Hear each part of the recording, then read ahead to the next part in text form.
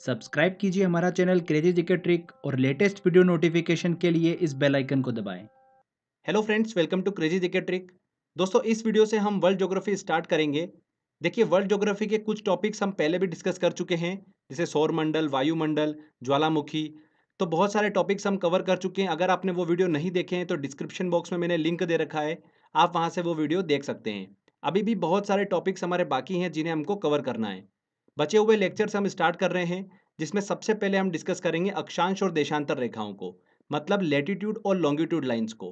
ठीक है, साथ ही दोस्तों हम अंतर्राष्ट्रीय तिथि रेखा और अंतर्राष्ट्रीय समय रेखा को भी अच्छे से डिस्कस करेंगे।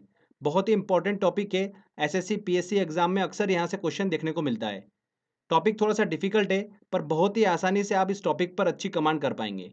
आपको देखिए वीडियो को अच्छे से देखना है, और लास्ट में इस टॉपिक से एग्जाम में पूछे गए क्वेश्चंस का मैंने एक टेस्ट रखा है, वो टेस्ट आपको ज़रूर लगाना है। तो चलिए फ्रेंड्स, हम वीडियो को स्टार्ट करते हैं। वर्ल्ड ज्योग्राफी में हम पूरी पृथ्वी का अध्ययन अच्छे से करते हैं। पृथ्वी हमारे सौर मंडल का सदस्य है, जिसका भौगोलिक अध्ययन हम इसके एक नमूने से करते हैं, जिसे हम क्या बोलते हैं, ग्लोब कहते हैं। इस ग्लोब पर हमें दो तरह की रेखाएं दिखाई देती हैं, हॉरिजेंटल लाइन और वर्टिकल लाइन, जिन्हें क्या कहा जाता है, अक्षांश और देशांतर रेखा कहा जाता है। इन रेखाओं की हेल्प से ही पृथ्वी पर किसी भी स्थान की स्थिति का निर्धारण किया जाता है। ये रेखाएं जो होती है, ये क्या होती हैं, काल्पनिक रेखाएं होती हैं। चलिए इन दोनों रेखाओं के बारे में हम अच्छे से स्टडी करते हैं। सबसे पहले हम बात करते हैं अक्षांश रेखाओं की, मतलब लेटिट्यूड लाइंस की। तो जैसा कि आप ग्लोब पर देख सकते हैं, हमारी पृथ्वी के दो ध्रुव होते हैं, एक उत्तरी ध्रुव और एक दक्षिणी ध्रुव। ग्लोब पर पश्चिम से पूर्व की ओर खींची गई सभी काल्पनिक रेखाएं जो होती है, वो क्या होती हैं, अक्षांश रेखाएं कहलाती हैं। पृथ्वी के बीचों बीच एक 0 डिग्री अक्षांश रेखा होती है, जिसे हम क्या बोलते हैं, भूमध्य रेखा या विषुवत रेखा कहते हैं। इसे इंग्लिश में बोला जाता है इक्वेटर। ये पृथ्वी को दो बराबर भागों में विभाजित करती हैं, उत्तरी गोलार्ध और दक्षिणी गोलार्ध में। ध्यान रखिएगा, इस 0 डिग्री अक्षांश रेखा पर सभी स्थानों का जो अक्षांश होगा, वो कितना होता है, 0 होता है। जैसे कोलंबिया, ब्राजील, मालदीव, इंडोनेशिया, ये जितने भी देश हैं, ये 0 डिग्री अक्षांश रेखा पर स्थित हैं। तो इन देशों में अक्षांश की जो स्थिति होगी, वो कितनी होगी, 0 होगी। क्लियर। अब देखिए, इस भूमध्य रेखा के उत्तर और दक्षिण में एक एक डिग्री के अंतराल में 90-90 अक्षांश रेखाएं खींची होती हैं। यानी किसी भी स्थिति में 90 डिग्री से ज़्यादा अक्षांश नहीं हो सकता है। ध्रुव पर 90 डिग्री अक्षांश की स्थिति होती है। क्लियर। ग्लोब पर सभी अक्षांश रेखाएं एक दूसरे के समानांतर होती हैं। बहुत ही इंपॉर्टेंट क्वेश्चन है, ये पूछा जाता है एग्जाम में। ध्यान रखिएगा, ग्लोब पर जितनी भी अक्षांश रेखाएं होती हैं, ये एक दूसरे के समानांतर होती हैं। और दो अक्षांश रेखाओं के बीच की दूरी कितनी होती है, 111 किलोमीटर होती है। कितनी होती है, 111 किलोमीटर। आगे देखिए, इस भूमध्य रेखा इक्वेटर से उत्तर की ओर 23.5 डिग्री पर जो अक्षांश रेखा होती है, उसे क्या कहा जाता है, कर्क रेखा कहा जाता है, ट्रॉपिक ऑफ कैंसर। 21 जून को इस कर्क रेखा के सूर्य जो होता है, वो एकदम ऊपर होता है, मतलब लंबवत होता है। इस कारण से इस उत्तरी गोलार्ध में 21 जून जो होता है, ये सबसे बड़ा दिन होता है। बहुत ही इंपॉर्टेंट है, ऐसा एग्जाम में क्वेश्चन बनता है कि उत्तरी गोलार्ध में सबसे बड़ा दिन कौन सा होता है और दक्षिणी गोलार्ध में सबसे बड़ा दिन कौन सा होता है। ठीक है, तो ये दोनों चीज़ें हमको दिमाग में रखना है। तो उत्तरी गोलार्ध में सबसे बड़ा दिन कौन सा होता है, 21 जून का होता है। क्यों? क्योंकि सूर्य जो होता है वो कर्क रेखा के एकदम ऊपर होता है। अब देखिए, इस जो इक्वेटर है, इससे दक्षिण की ओर 23.5 डिग्री पर एक अक्षांश रेखा होती है, जिसे क्या बोला जाता है, मकर रेखा बोला जाता है, ट्रॉपिक ऑफ कैप्रिकॉन। 22 दिसंबर को सूर्य जो होता है मकर रेखा के एकदम ऊपर होता है, लंबवत होता है। इस कारण से यह दिन जो होता है, दक्षिणी गोलार्ध का सबसे बड़ा दिन होता है। तो बहुत ही इंपॉर्टेंट पॉइंट है ये, ध्यान रखिएगा, यहाँ से एग्जाम में क्वेश्चन बन सकता है। अगर देखिए, उत्तरी ध्रुव और दक्षिणी ध्रुव को बिंदु माना जाए, तो कुल अक्षांश रेखाओं की संख्या कितनी होगी, 179 होगी। और अगर रेखा माना जाए, तो कुल अक्षांश रेखाओं की संख्या कितनी होगी, 181 होगी। इसके अंदर हमने देखिए 0 डिग्री अक्षांश रेखा को भी शामिल किया है। अब देखिए दोस्तों, मैं आपको एक बड़ा इंटरेस्टिंग पॉइंट बताता हूँ। अभी जैसा कि हमने पढ़ा भूमध्य रेखा के बारे में, कर्क रेखा के बारे में और मकर रेखा के बारे में।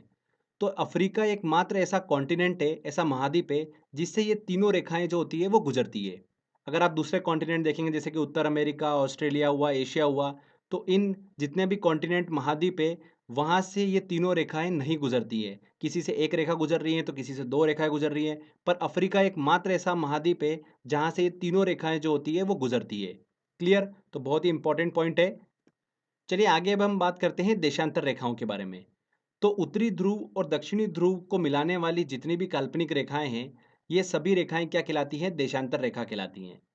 ध्रुवों से भूमध्य रेखा की ओर जाने पर देशांतर रेखाओं के बीच की दूरी बढ़ती जाती है और भूमध्य रेखा से ध्रुवों की ओर आने पर देशांतर रेखाओं के बीच की दूरी घटती जाती है। ठीक है। इसलिए अक्षांश रेखाओं की तरह देशांतर रेखाएं जो होती है वो समानांतर नहीं होती हैं। अक्षांश रेखाएं जो होती हैं वो एक दूसरे के समानांतर होती हैं। देशांतर रेखाएं जो होती हैं वो एक दूसरे की समानांतर नहीं होती हैं। ये पॉइंट ध्यान रखिएगा। दो देशांतर रेखाओं के बीच सबसे अधिक दूरी जो होगी वो कहाँ पर होती है? भूमध्य रेखा पर होती है, इक्वेटर पे होती है। कितनी होती हैं? 111.3 किलोमीटर होती हैं। अब देखिए सभी देशांतर रेखाओं की लंबाई बराबर होती है, इसलिए इनकी गणना करना डिफिकल्ट होता है। इसीलिए ग्रीनविच वेधशाला से निकलने वाली देशांतर रेखा को बेस माना गया है, मतलब 0 डिग्री देशांतर रेखा कहा गया है। इस 0 डिग्री देशांतर रेखा को क्या कहा जाता है? प्रधान यामोत्तर रेखा या फिर प्रधान मध्याह्न रेखा या ग्रीनविच रेखा के नाम से जाना जाता है। तो ध्यान रखिएगा, 0 डिग्री देशांतर रेखाओं के नाम आपको पता होना चाहिए। प्रधान यामोत्तर रेखा, प्रधान मध्याह्न रेखा या फिर ग्रीनविच रेखा। ओके। इस 0 डिग्री देशांतर रेखा से पूर्व की ओर और पश्चिम की ओर हर एक एक डिग्री के अंतराल में 180 देशांतर रेखाएं खींची होती हैं। तो कुल मिलाकर 360 देशांतर रेखाएं ग्लोब पर हमको दिखाई देती हैं। अब देखिए 180 डिग्री जो पूर्व और 180 डिग्री पश्चिम देशांतर रेखाएं ये एक ही हैं, तो इसको लेकर आप कंफ्यूज मत होइएगा। ठीक है, तो कुल मिलाकर 360 देशांतर रेखा हमको ग्लोब पर दिखाई देती हैं। जैसा कि आप देख सकते हैं, 0 डिग्री देशांतर रेखा जो है और 180 डिग्री देशांतर रेखा जो है ये एक दूसरे के विपरीत होती है।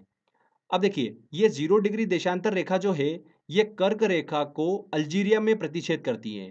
ठीक है, भूमध्य रेखा को गिनी की खाड़ी मतलब अटलांटिक महासागर में प्रतिच्छेद करती है और मकर रेखा को नामीबिया के पश्चिम में स्थित अटलांटिक महासागर में प्रतिच्छेद करती हैं। तो ये बहुत ही इंपॉर्टेंट है कि जो 0 डिग्री देशांतर रेखा है मतलब ग्रीनविच लाइन है, ये तीनों जो मेन लाइन आ रही है कर्क रेखा, भूमध्य रेखा और मकर रेखा को किस स्थान पर प्रतिच्छेद कर रही है। तो वहाँ की जो भौगोलिक स्थिति है वो हमको पता होना चाहिए। एग्जाम में वहाँ से क्वेश्चन बन जाता है। अगर हम बात करते हैं कि 0 डिग्री देशांतर रेखा जो है इस पे कौन कौन से देश स्थित हैं, तो यहाँ से भी एग्जाम में बहुत क्वेश्चन बने हैं, इसलिए ध्यान रखिएगा। कौन कौन से देश स्थित हैं 0 डिग्री देशांतर रेखा पर मतलब ग्रीनविच लाइन पर? यूके, स्पेन, फ्रांस, घाना, अल्जीरिया। अल्जीरिया जैसे कि आपको पता ही है कि 0 डिग्री देशांतर रेखा जो है वो कर्क रेखा को काटती है अल्जीरिया में। अंटार्कटिका, ये जो मैंने आपको नाम बताए हैं ये 0 डिग्री देशांतर रेखा पर स्थित देश हैं। इनको आपको बिल्कुल दिमाग में रखना है क्योंकि यहाँ से क्वेश्चन काफ़ी बनते हैं। तो ये हमने देशांतर रेखाओं के बारे में अच्छे से स्टडी करी। चलिए फ्रेंड्स आगे देखिए, अब हम बात करते हैं अंतर्राष्ट्रीय तिथि रेखा और समय रेखा के बारे में। तो देखिए फ्रेंड्स, 0 डिग्री देशांतर रेखा का उपयोग जो होता है वो समय निर्धारण में किया जाता है। इसीलिए 0 डिग्री देशांतर रेखा को अंतर्राष्ट्रीय समय रेखा कहते हैं। इसकी हेल्प से दुनिया में समय का निर्धारण किया जाता है।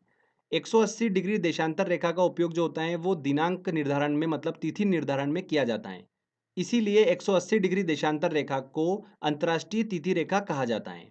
बहुत ही इंपॉर्टेंट पॉइंट है ये। एग्जाम में आपसे डायरेक्टली क्वेश्चन पूछते हैं कि निम्न में से कौन सी अंतर्राष्ट्रीय तिथि रेखा है और निम्न में से कौन सी अंतर्राष्ट्रीय समय रेखा है।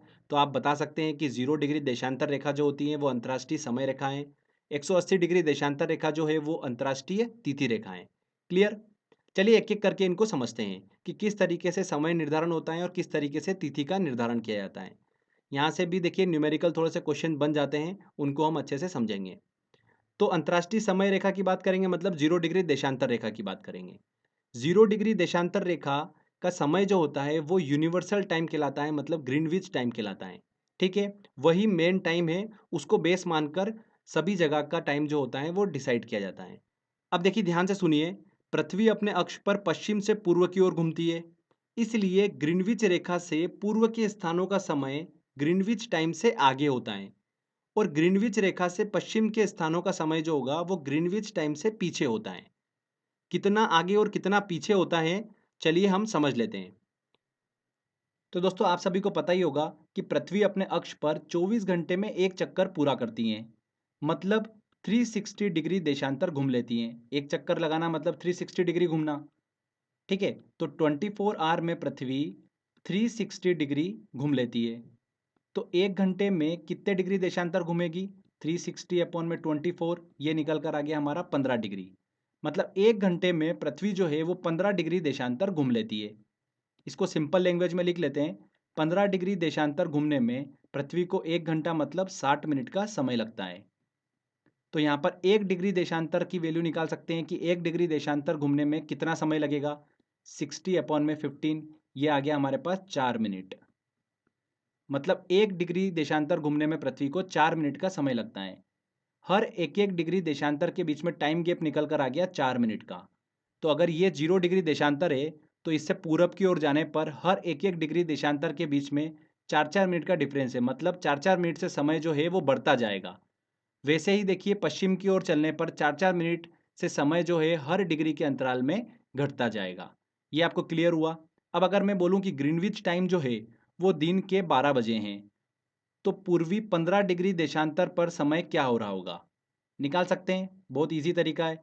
देखिए 15 डिग्री देशांतर पर समय निकालना है। हर एक एक डिग्री देशांतर पर समय जो है वो कितना बढ़ता जा रहा है, 4-4 मिनट का बढ़ता जा रहा है। तो कुल कितना बढ़ गया, 60 मिनट का समय बढ़ गया। मतलब अगर ग्रीनविच टाइम दिन के 12 बजे हैं तो 15 डिग्री पर समय जो 60 मिनट आगे होगा, मतलब वहाँ पर दिन का 1 बजा होगा। अगर इसके विपरीत आपसे पूछते कि 15 डिग्री पश्चिमी देशांतर पर समय क्या हो रहा होगा, तो देखिए 60 मिनट आपको कम करना है बस। दिन के 12 अगर ग्रीनविच टाइम हो रहा है तो यहाँ पर 15 डिग्री पश्चिमी देशांतर पर समय जो हो रहा होगा वो सुबह के यहाँ पर 11 बजे होंगे। तो देखिए इस तरीके से आप बड़ी आसानी से आप समय निकाल सकते हैं। बस आपको पता होना चाहिए कि हर एक डिग्री देशांतर के बीच में समय गैप जो है वो कितनी है, 4 मिनट की है। चलिए भारत की स्थिति की हम बात करते हैं। तो भारत की बात करते हैं तो भारत जो है वो 82.5 डिग्री पूर्वी देशांतर पर स्थित है। कितना, 82.5 डिग्री पूर्वी देशांतर पर स्थित है। क्लियर। तो अगर ग्रीनविच टाइम दिन के 12 बजे हैं तो भारत में समय क्या हो रहा होगा ये निकाल लेते हैं। तो देखिए यहाँ पर सिंपली हमको 82.5 में मल्टीप्लाई करना है 4 का, तो कितना आ जाएगा ये 330 मिनट। इसको डिवाइड कर दो 60 से, अगर घंटे निकालना है आपको तो कितना हो जाएगा 5.5 आर। मतलब वहाँ पर 5:30 बजे होंगे शाम के।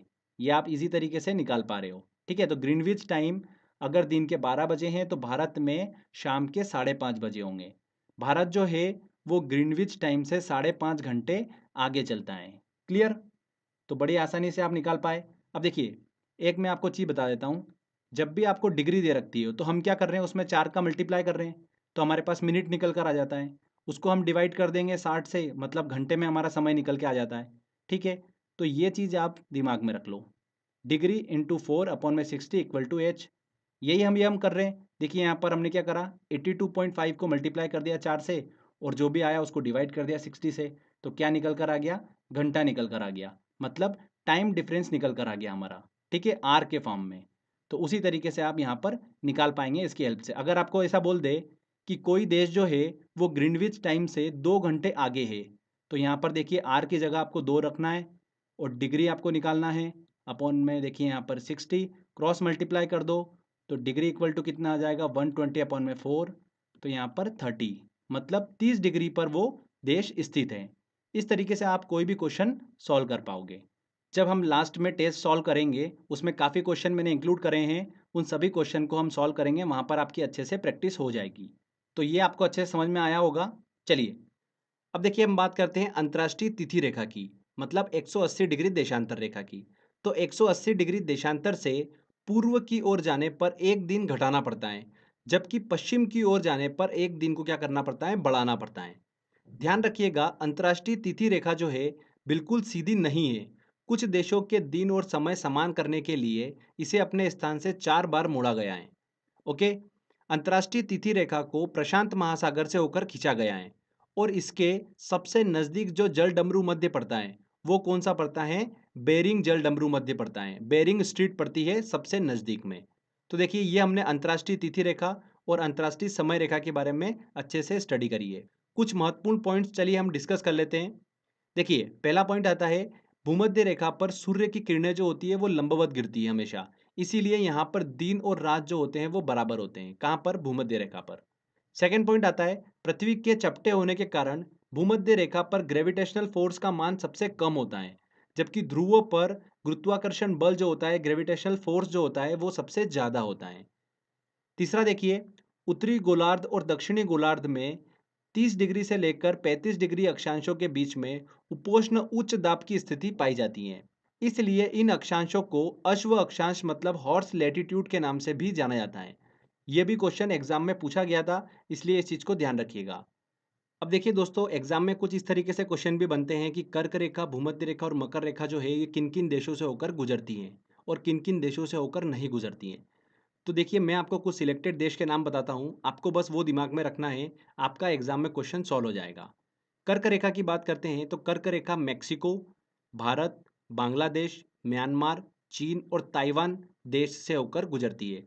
इसके अलावा और भी देश हैं, पर आपको जो मैं बता रहा हूँ एटलीस्ट आप वो तो दिमाग में रखिएगा। एग्जाम में क्वेश्चन यहीं से बन जाता है। पाकिस्तान नेपाल से होकर कर्क रेखा नहीं गुजरती है।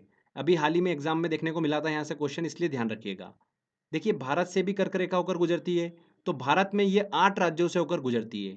गुजरात, राजस्थान, मध्य प्रदेश, छत्तीसगढ़, झारखंड, पश्चिम बंगाल, त्रिपुरा और मिजोरम, इन 8 राज्यों से होकर गुजरती हैं।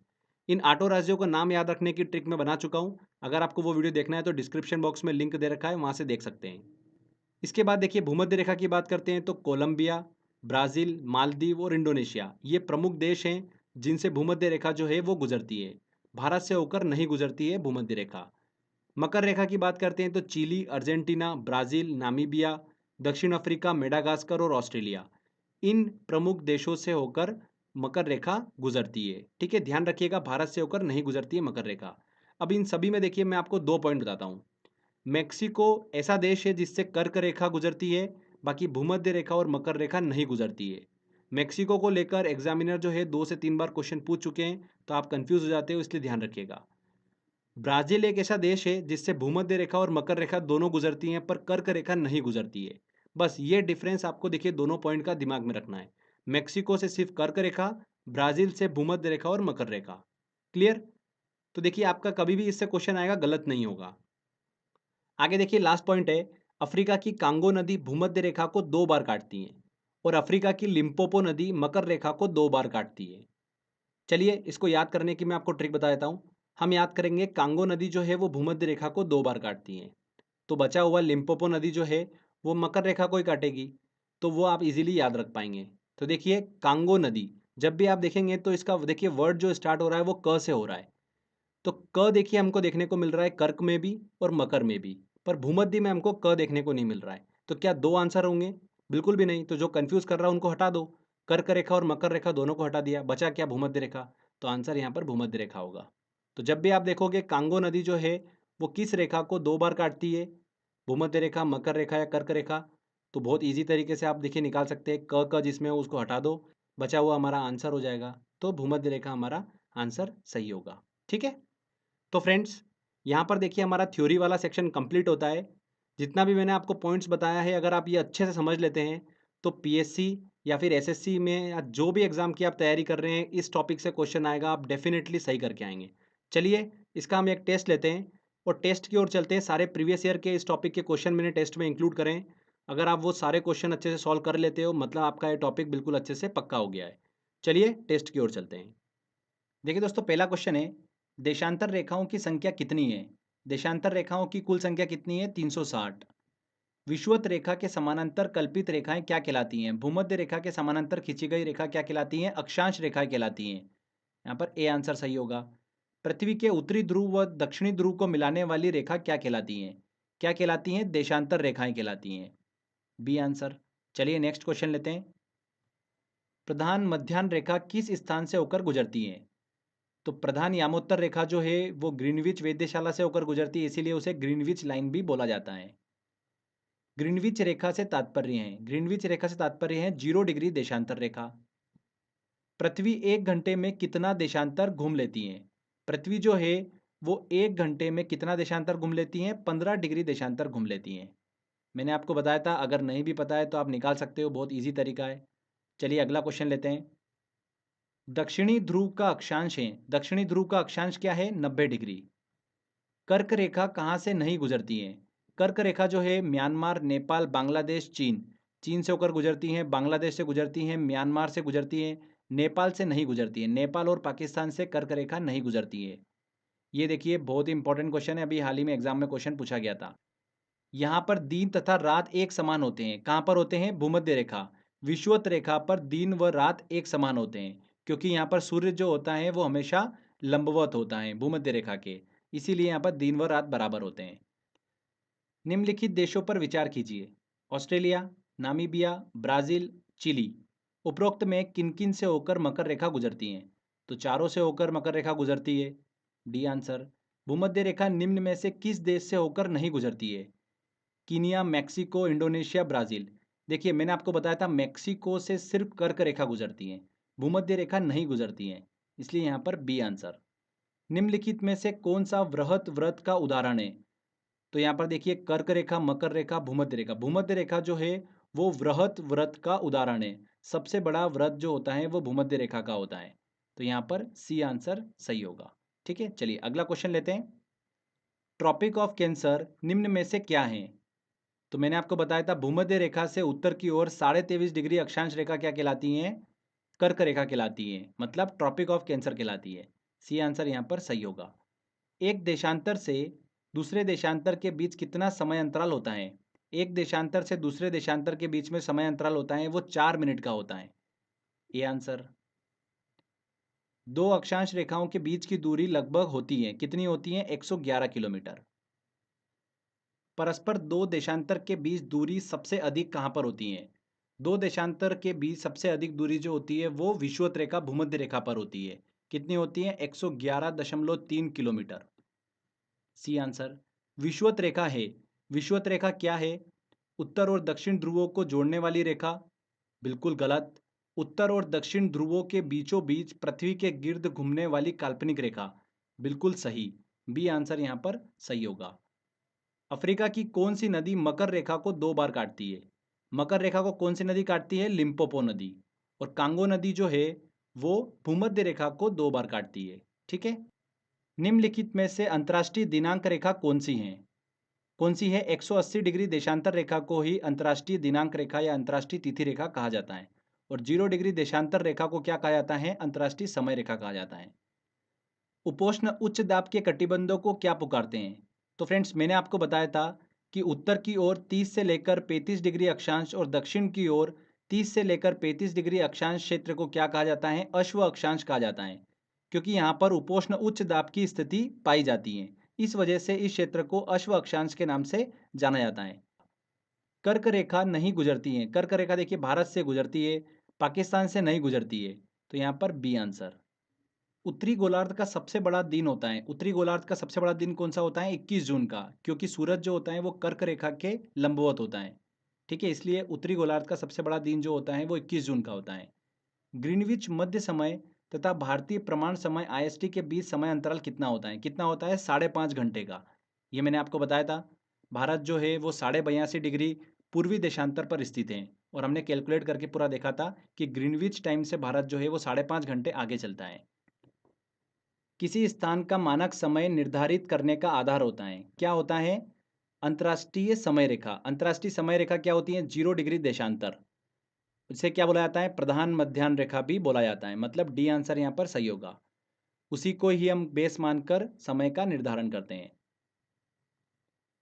कौन सा देशांतर प्रधान यामोत्तर के साथ मिलकर ग्लोब पर वृहद व्रत का निर्माण करता है?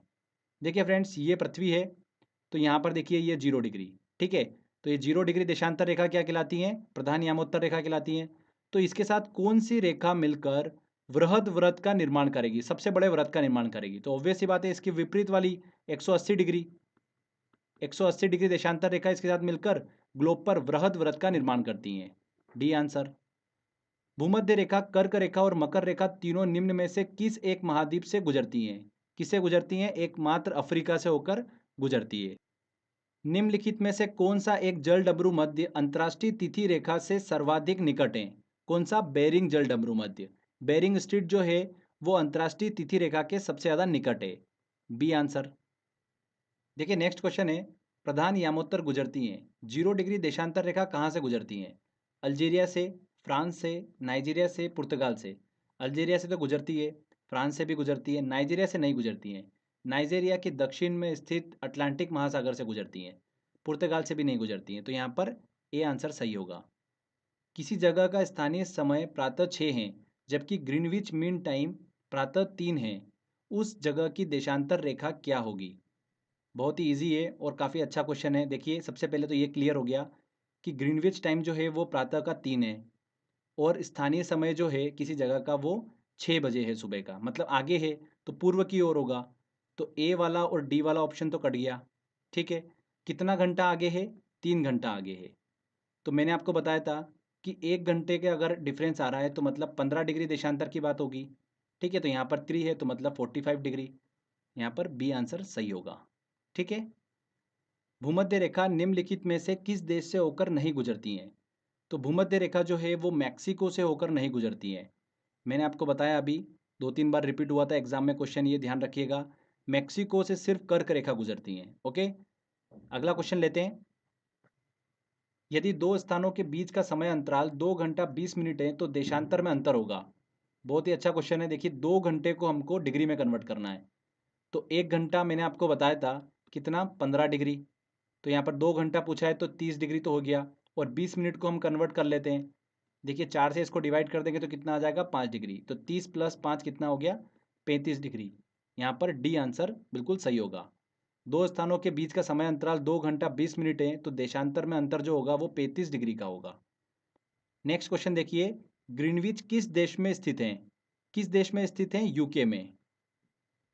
काहिरा का समय ग्रीनविच से 2 घंटा आगे है, अतः यह स्थित होगा। कहाँ पर होगा? देखिए 2 घंटा आगे है मतलब 30 डिग्री, और आगे है मतलब पूर्व की ओर, तो 30 डिग्री पूर्वी देशांतर पर। बी आंसर बिल्कुल सही होगा। दो शहरों, शहर ए 30 डिग्री नॉर्थ और 60 डिग्री ईस्ट, और शहर बी 30 डिग्री नॉर्थ और 80 डिग्री ईस्ट के बीच में कालांतर हैं। तो देखिए यहाँ पर डिग्री में चेंज कितना आ रहा है, 20 डिग्री का। तो इसको मिनट में कन्वर्ट कर लेते हैं, 4 से मल्टीप्लाई कर दीजिए, आ गया 80 मिनट। तो इनके बीच में समय का डिफरेंस कितना आ रहा होगा, 80 मिनट का। नेक्स्ट देखिए, अंतर्राष्ट्रीय दिनांक रेखा खींची जाती है। अंतर्राष्ट्रीय दिनांक रेखा जो है प्रशांत महासागर से होकर खींची जाती है। निम्नलिखित में से 0 डिग्री अक्षांश और 0 डिग्री देशांतर की भौगोलिक स्थिति हैं। दोनों एक दूसरे को प्रतिच्छेद कहाँ पर करती हैं? दक्षिणी अटलांटिक महासागर में। सी आंसर बिल्कुल सही होगा। चलिए अगला क्वेश्चन लेते हैं। निम्न में से किस राज्य से होकर कर्क रेखा गुजरती हैं?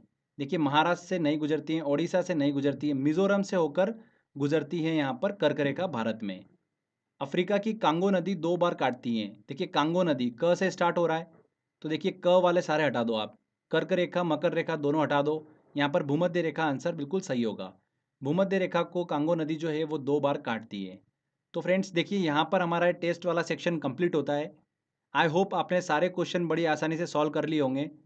तो अच्छे से थ्योरी की प्रैक्टिस कर लीजिए और टेस्ट की भी प्रैक्टिस कर लीजिए। टेस्ट लगाने के लिए जो लिंक है वो डिस्क्रिप्शन बॉक्स में दे रखी है, वहाँ से आप अच्छे से टेस्ट लगा लीजिए, प्रैक्टिस कर लीजिए। तो फ्रेंड्स आई होप आपको ये वीडियो काफ़ी पसंद आया होगा। अगर आपको अच्छा लगा है तो प्लीज़ वीडियो को लाइक करिए, शेयर करिए और कमेंट करके ज़रूर बताइएगा वीडियो कैसा लगा। अगर आपने अभी तक चैनल को सब्सक्राइब नहीं करा है तो सब्सक्राइब भी कर लीजिए, क्योंकि इस तरीके के इंटरेस्टिंग वीडियो जब भी मैं अपलोड करूँगा आपको उसका बेनिफिट मिलता रहेगा। तो फ्रेंड्स मिलते हैं अगले वीडियो में। जय हिंद, जय भारत।